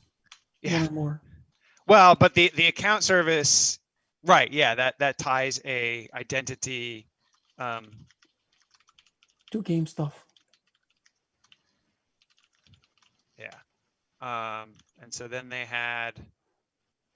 I don't remember what the discovery service. So the idea of the discovery service is okay. So you got a bunch of microservices and they're all deployed in your cluster. Oh, that was how. How does one service find yeah. each other, and it's dynamic, so IPs are going up and down, and things are changing around in the network. How do you know where to go? We don't need this because this is OpenShift. Because DNS will be updated. Well, yeah, basically, right? Like you. Oh, why can I not close this stupid window? Go away. Let's zoom. So the discovery service was for finding where services were and what services exist. It's kind of like and they use like a service registry. And to a certain extent, Kubernetes provides this to us in the sense that when I write the account service, something either needs to talk to the account service or the account service needs to talk to something. And so as long as I use a standard nomenclature when I have my service, other components will automatically find all the endpoints for the account service. So the only thing that's not really here is a registry in the sense of like, tell me about all the services that exist, but that's a weird construct in the sense of a game that's like a structured large system. Why would the logger service need to figure out who exists? Why would the zone service need to figure out if the logger service exists? Like, no, the zone service knows, the people that write the zone know that there's a logging service, and somebody's job is just to tell people what the logging service's name is, and then you just talk to it. So I don't think this discovery one, like that's pretty much taken care of by Kubernetes. Does anybody strongly disagree there? Does that change in the case? Let's say the platform's an incredible success and the game is really popular, and we're opening up our API to external clients because lots of programmer dev types play it, and they're like, hey, I'd really love to like write some stuff against this. Does that change? Like if we're opening up the API later. You're talking about modding? Yeah, moddability is for sure a key component of survivability for games, but I don't know if we need a discovery service for it. That's what I'm saying. I think by publishing the architecture, we obviate the need for discovery, because the two pieces of a discovery service are registering things, right, and then keeping track of where they are. Querying, right. So from a keeping track of where they are, a Kubernetes service already does that, like problem solved. From a registering things, like that implies that you have enough intelligence in your endpoints to query some kind of registry to discover what exists. Yeah, somebody mentions like Eureka, Ribbon, and Hystrix are a bit dated in the Kubernetes world. I agree. I think we may want to incorporate things like service mesh, right? Istio and Knative, sorry, not Knative, Istio and Jaeger and Kiali for things like tracing or observability on top of service mesh. But I don't know that we would ever have a situation where somebody launches a mod component where they have to like via an API ask for the list of existing other components that they would then what, like interrogate the APIs that they find and then consume Swagger to figure. It's like I don't think that would be a thing. I think at best somebody writes a mod that needs to talk to, you know, the logging system and the whatever server, you know, the stat server, correlates them or something. Yeah, I would see more of a registration of like a thing, like I'm going to talk to the statistics or I'm going to talk to the loot server to register this new type of loot subsystem that, you know, blah, blah, blah. But that's not really like, hey, I'm a new service. That's like, hey, add this stuff to your list, whatever. I don't know. So we just totally don't need this discovery service thing. Right, exactly. It's jumping the shark a website, bit. It's over engineering. Yeah, game website, like yes, I mean sure. It's given. Yeah, I mean that's kind of a given, right? So we need a website. It's not really. Well, I guess because it's a browser-based client minimum experience, yeah, you would use the website to get to the game. API gateway, sure. I don't know that we would use 3-scale or need this. I think to a certain extent, the Kubernetes, the way that we do routing in Kubernetes may be sufficient for this. I don't know that we'll need a full API gateway a la 3-scale to manage that type of stuff. If you look in the white paper, one of the things that they talk about for the API gateway is that, you know, you have this characters endpoint that would go through the gateway, and the gateway knows via the discovery service like where the endpoint is. Like this is a realm endpoint. But I think with respect to OpenShift routes, if we're coming in via outside the outside world, like via the browser, and we're asking for data at /characters, like we already know where to send that internally without a quote unquote API gateway. So I don't think we need that out of the gate because of the nature of Kubernetes and OpenShift, but who knows? Maybe we'll find that we do.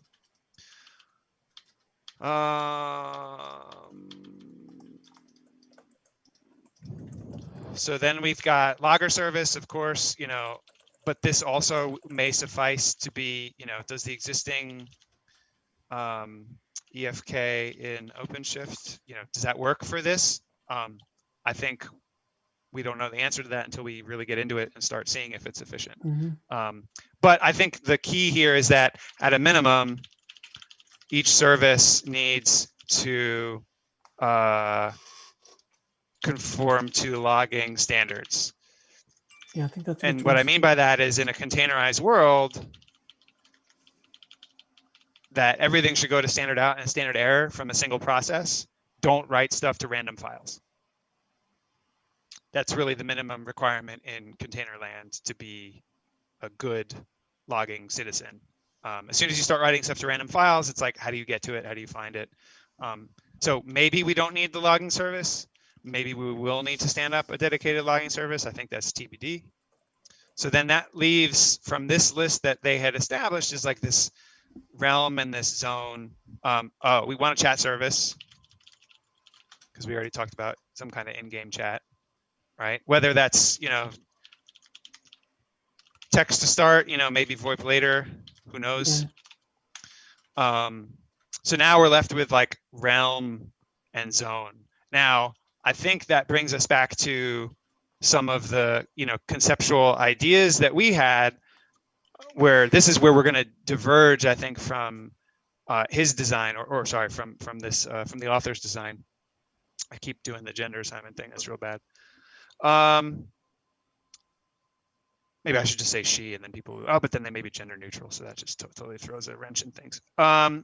So, you know, let's think about this. Oh, leaderboard. Okay, so leaderboard service. Yep. So to me, for this game design, doing realms and zones, I really liked your pitch of rings. And the reason I like that is because the game design problem that was sitting in the back of my head is you're an overpowered player, right? You've been playing for a long time. You have lots of awesome strategies that you figured out that work really well. And you spend most of your time around the center, you know, maybe building things or trading stuff or unlocking cool stuff for other players to find. Who knows, right? Plenty of activities for in-game content later. And then you decide you're bored of it. You decide you want to go kill some noobs, right? So you head back out into newbie land, and that's no fun, right? That's absolutely no fun. Do we even want to allow that? I think that's a later discussion, so- but So when you bring up that concept of rings, it's kind of that kills two birds with one stone. One which is gating, you know, a limit of players that can interact with each other, so we don't end up with 10,000 players all in the same spot, right? well, I also have And another we can thought there also too. Yeah. we can limit players from moving out a ring. Like you can always go inwards to the smaller ring, right? necessarily Which may outward. have infinite space in it, right? The rings don't need to be a predetermined size. It's just the next ring up a level, if you were. Yeah. It's just by default, by definition, will likely have, you know, less players in it and be a smaller size. And we just want to say players can't move, you know, back out, right? You can't go back to Newbieville unless you want to, you know, start a new character or something. Or if you like die, that, right? you may get kicked out a few rings if your ship explodes. Right. Exactly. And that solves our realm problem, right? So that's how we limit the number of players in a certain area, so we don't crash servers with, you know, 10,000 people all connected to the same machine or something like that, because they're all in the What same stops spot. everybody from being in the center? The fact that they're going to blow each other up. Yeah, that's a gameplay balance problem. I mean, that's make sure people blow each other up before too many ships show up, right? Right. Well, you know, you can do some cheesy game design trope where it's like when ships are present in this, unless you're the last ship in the sector, you know, gravitational whatever anomalies prevent you from leaving until you're the only, like it's Highlander every sector you go to, right? Like there can be only one before anybody can leave. Two men enter, one man leaves. You know, again, game design tropes I like to it. prevent, you know, prevent this thing. So I still think we want, I don't know that we need a server per sector, you know, because you think about it in the idea of rings, like, again, let's say we have 1 million players, like how many rings would that be? And how many players per ring server? Like, I don't know. We might run into pod per cluster limitations depending on how we design this thing. So I think that's a question mark, right? We need some kind of game server. Right. And at the very base level, we need to split out the sim somehow, right? Because there's no CPU in the world that could run an infinite number of players immediately interacting with each other at the same time. But what those divisions are, right, we'll discover as we build out these services. Yeah. You know, so this is going to be like ring versus sector on ring kind of thing. We don't know, you know, how many players in a sector / ring, you know, we don't know. Because I think this gets back to something we talked about really early on, which is, you know, information horizon and like what state I need to know and what state is relevant to my either server or client or whatever. You know, I may need some information about the sector or ring that I'm immediately in and then the next one in, but I don't necessarily need any information about 3 rings out because I can't go that way anyway, kind of thing. That's the whole area of interest problem, right? Exactly. Yeah, totally area of interest, 100%. And I think the other thing is that it's also like, what state are we storing about what and where? If everything is just in a massive data grid, then I don't necessarily need to, it doesn't matter that the client, if we consider the server as a type of client, the server doesn't necessarily need to know about the entire state of the universe. It only needs to know about the players that are relevant to it. But it may still send stateful information back to the grid. The grid just has, you know, a massive, massive trove of information about what's going on. You know, and that access to the data grid gets load balanced in such a way that, you know, hey, this player attacked this other player. here's the result of that roll, you know, you said the damage or the health points was this, you know, now it's this, here you go, update. And then, you know, at some point it's like, okay, cool, I now know how much health points this player has. So what we've found here is an unanswered question, which is how many players can we get in the same area if we have this underlying game mechanic that maybe says point blank is insta death, right? If you ram a battleship into another battleship, you guys just die, right? So that limits, and it's 2D, right? So that limits the number of players that occupy the same space, right? Yeah, so then how I many have that players question written down, yeah. Yeah, is how many players can our system essentially support, you know, I and think- is it a problem? Right. It may not be, right? Exactly. I think as we start poking around, we'll find where the performance bottlenecks are, and then we may need to invent a game design trope to account for the fact that we can only handle 1,000 players in a sector. And we or hide the something like limitation. that. Yeah. Exactly. So last system like this I designed, it was in 3D, and it used spheres, but we could just use, you know, hexes or a grid system, you know, whichever we want to do because it's 2D, which makes things easier. But it used that concept that I mentioned earlier of gravity, right? Of things that are close to the player need to have, you know, very synchronized immediate state updates versus things that are far away from the player, you know, it's lower detail, right? So that meant we may not even need to provide any information about even one ring over, depending on what the game design becomes. Right, exactly. And rings don't necessarily have to influence our system's architecture either. It's just an option to consider. Rings could also be just a directional limitation. Like it could all be the same map, right? It's all persistent, right? But the rings are, hey, you can't go outwards past a certain point because you'll collapse the gravity of the system or something, or you know your ship won't make it out there. Well, part of the thing, the rings theme was because there's a finite number of players per area. Initially, I think even just as a game design element, right? Like if every time you come into the game, you have to fight off like 100 other people just to be able to quote unquote move, like that sounds like a very stressful gaming experience. No, yeah, you wouldn't want to do that, right? Right. And so the idea of concentric rings is basically like every time 2 players at least enter the game, a new sector is spawned, and if there are no more sectors available on an existing ring, we then create the next ring, at which point now there's a new sector 1 ring out for these 2 players to enter. And then at some point we add more players to the sector until that sector hits a limit, and then we start filling up the next sector. The only caveat to that is there's a form of matchmaking there where if I'm the first player to join and there's no second player, but all the other sectors are full, like what do I just have to wait until another player joins? So there's other sort of things to figure out there. But you mentioned AI, right? We have to be able to spawn players anyway for testing. But the thing I want us to be careful of from a game design standpoint is you don't want to limit a player to having to restrain themselves from ascending difficulty. What I'm saying is you don't want to force a player to grind if the grinding is not fun. So in the place where grinding would not be fun in our game, right, is I have an awesome ship. I have a really good, you know, way I've built it out. And every player I come across is instantly destroyed. But I have to kill so many more players to get to the more difficult players that I want to fight, right? That stops getting fun after like the 10th person. So we don't want to limit anyone from going towards the center, right? If they want to, you know, just fly straight in there because they think they're, you know, amazing, why not? Go for it, you nut. This is great.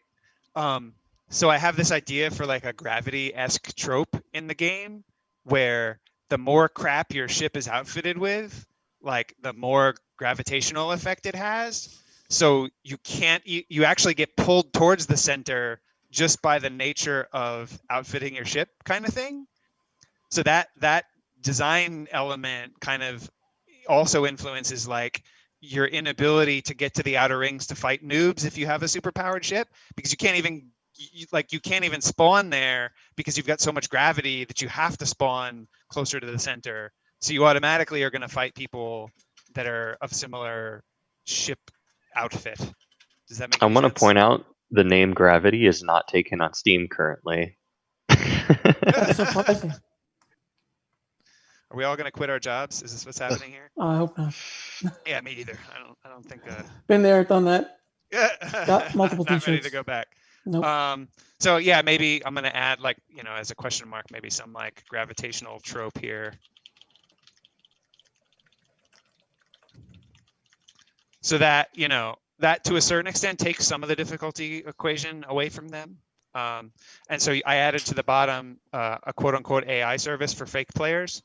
So interestingly, I read a really cool paper that I'll put in this document, but it was like, We call those NPCs. Yeah, right, sure. But basically there's NetEase is a company in China that makes lots of games, and they make a bunch of MMOs. They actually wrote AI to analyze like That was really great. I just watched that today. It was such a cool presentation. And so Roddy, if you can find it and put it in the chat on Twitch, that'd be awesome. So basically they wrote an AI to look at sort of metadata about MMO quests, and then the AI would actually like do graph solving to find the least shortest path to solve a quest using game things like pick up an object, move to a place, like attack an enemy or whatever. And so they basically wrote an AI to do the quests. Do the quest, yeah. In order to test the quests to make sure that the quests weren't broken.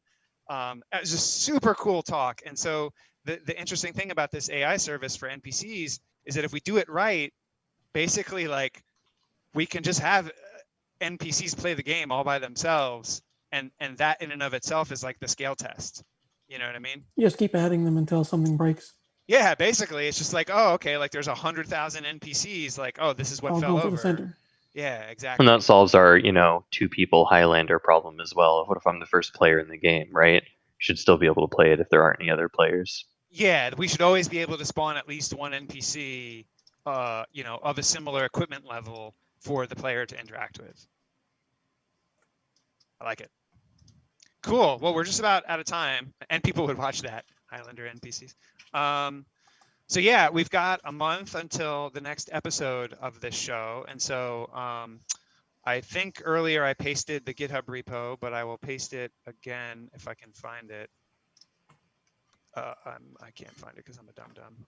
RH Gaming COP. Here we go. I'll paste the repo here in the Twitch. I'm thinking that we should probably have some kind of public chatty area. I don't want to start a new Slack instance because Lord knows I have more than enough Slacks that I'm a member of. I don't know where we'll Discord do this, is the Discord probably. Yeah. Oh, great! Yet another Discord, just what I also need. I have like 6,000 of them, man. I hear you struggle. Yeah, no, I get you. So what we'll do is we'll come up with a location for people who want to share their ideas with us and whatnot. Like we'll figure something out. We'll put it in the Git repo. It'll be in the README. Feel free to join our Discord. Apparently, there we go. Is this the OpenShift streaming Discord? Wait, Chris Short? I didn't actually know this thing existed, so we'll have to wait for Chris Short to tell me. But I guess I'll join that Discord. I don't know if that'll be the one, but we'll let you know. So stay tuned. That might be the one. And yeah, so the 4 of us or the 5 of us, we'll be meeting offline now and again to talk about this. Maybe we'll do some pseudo architect. Yes, we have this. Maybe we'll do some. Oh, there's a wicked delay. Maybe we'll do some pseudo architecture kind of stuff. Maybe some pseudocode. I don't know, but check back with us next month. We'll have something interesting on this topic to continue with. We very much appreciate your participation today. This was super fun for me because I'm a nerd and I like games. If any of you who are watching work for gaming companies, please find me. I'm Erik on Open on Twitter. Erik on Open on Twitter. Please find me. I am looking to interview back-end architects, developers, what have you, on this very type of topic, right? Like microservices design of multiplayer games, dealing with performance considerations. My goal is to try and influence the Red Hat portfolio and roadmap to better support the gaming industry. Of course, supported by my friends here, Michael, Jared, Derek, and Roddy. Again, I'm Erik Jacobs. Thanks so much for being with us today. We are going to call it a show. and we'll see you next time.